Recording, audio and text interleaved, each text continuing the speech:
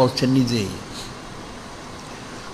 ওমা মিন দাব্বাতিন ফিল আরদ ইল্লা আলাল্লাহি রিজকুহা, ওমা মিন দাব্বাতিন ফিল আরদ ইল্লা আলাল্লাহি রিজকুহা। আল্লাহ পাক বলেন, জমিনের মধ্যে আল্লাহ পাক যত সৃষ্টি রয়েছে, যত প্রাণী, জিন, ইনসান, পশু পাখি, কীটপতঙ্গ যা আছে, আমাদের হাজার হাজার যা, সকলের রিজিকের জিম্মাদার স্বয়ং যিনি খালিক, যিনি মালিক আল্লাহ পাক, তিনি নিজে। সুবহানাল্লাহি। এই আয়াত শরীফের ব্যাখ্যা একটা কথা অকে বলা হয়, সেটা হলো ইয়েমেন থেকে হযরত আবু মুসা আশআরী রাদিয়াল্লাহু আনহু, হযরত আবু মালিক আশআরী রাদিয়াল্লাহু আনহু, অনেক সম্প্রদায়ের কিছু লোক ওনার মদিনা শরীফে আসলেন তালিম তালকিন গ্রহণ করার জন্য। ওনার কাউমের বেশ কিছু লোক, তো ওনারা সবাই সচ্ছল, পয়সাওয়ালা, টাকা পয়সা নিয়ে আসছেন, সবুজ মোড় ইখতিয়ার করতেছেন। কিন্তু এখন ওনারা সবুজ ইখতিয়ার করতে করতে ওনারা জজবা মহব্বতে গরক থাকার কারণে আরও বেশি দিন থাকার করতেছিলেন পর্যায়ে, কিন্তু ওনাদের যা টাকা পয়সা নিয়েছিলেন সেটা শেষ হয়ে গেছে। এখন শেষ, খাওয়ার টাকা পয়সা নাই। তো একজন বললেন, তাহলে এক কাজ করলে হয়, এই বিষয়টা নূরে মুজাসসাম হাবিবুল্লাহ হুজুর পাক সাল্লাল্লাহু আলাইহি ওয়াসাল্লাম ওনাকে আমরা জানাই, তাহলে উনি একটা কুদরতি ফয়সালা করে দিবেন। ঠিক আছে।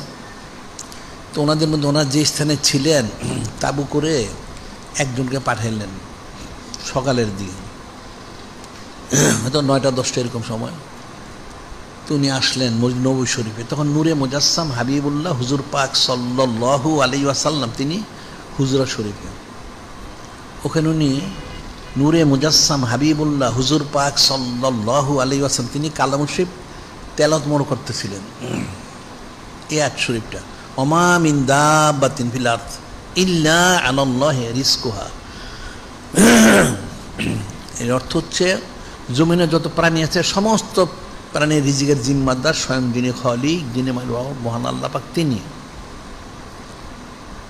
ওই সাহাবী রাদিয়াল্লাহু আনহু শুনলেন, শুনে মনে মনে চিন্তা করলেন, যিনি খালিক, যিনি মালিক আল্লাহ, তিনি সমস্ত প্রাণীর, যিনি সবারই রিজিকের জিম্মাদার, তাহলে নিশ্চয়ই আমাদের তো রিজিকের জিম্মাদার যিনি খালিক, যিনি মালিক আল্লাহ পাক, তিনি। তাহলে চিন্তার কি কারণ আছে?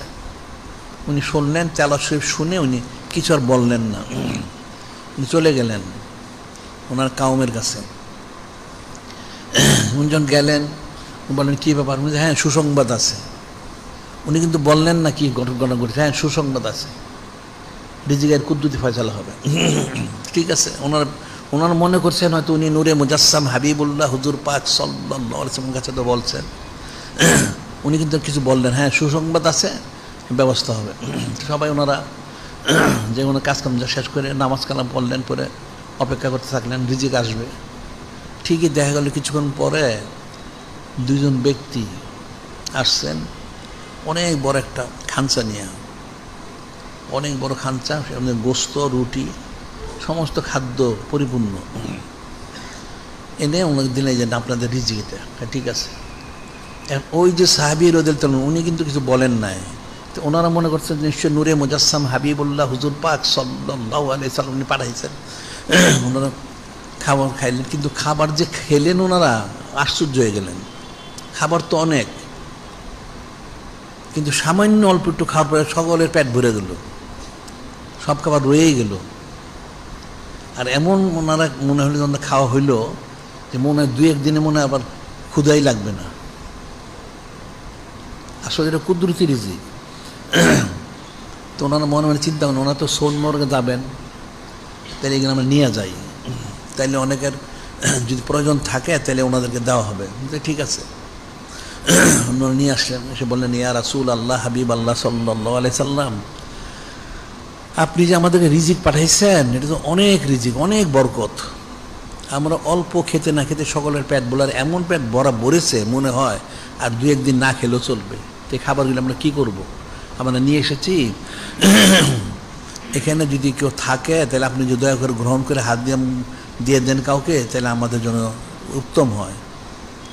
নূরে মুজাসসাম হাবিবুল্লাহ হুজুর পাক সাল্লাল্লাহু আলাইহি ওয়াসাল্লাম শুনলেন, শুনে বললেন যে আসলে আমি কিন্তু রিজিক পাঠাইনি, ওই যে আপনাদের যে সাহাবী ওনাদের উনি যে আসছিলেন আমার কাছে, এসে আমি যে আয়াতের তেলাওয়াত মোর করতেছিলাম এটা শুনে উনি মনে মনে চিন্তা করেছেন সমস্ত সৃষ্টির রিজিকের জিম্মাদার আল্লাহ তাআলা, আমাদের তো রিজিক জিম্মাদার, এটা মনে করে তিনি কিন্তু আমাকে কিছু বলেন নাই, উনি চলে গেছেন। তো ওনার যে বিশুদ্ধ আকীদা হস্তে জন, এই জন্য স্বয়ং যিনি খলিক, যিনি মালিক রব মহাল্লাভ, তিনি দুজন মানুষ না, দুজন ফেরেশতা মানুষের সুরতে, ওনাদের মাধ্যমে আপনাদের এই রিজিকটা পাঠানো হয়েছে। সুবহানাল্লাহি।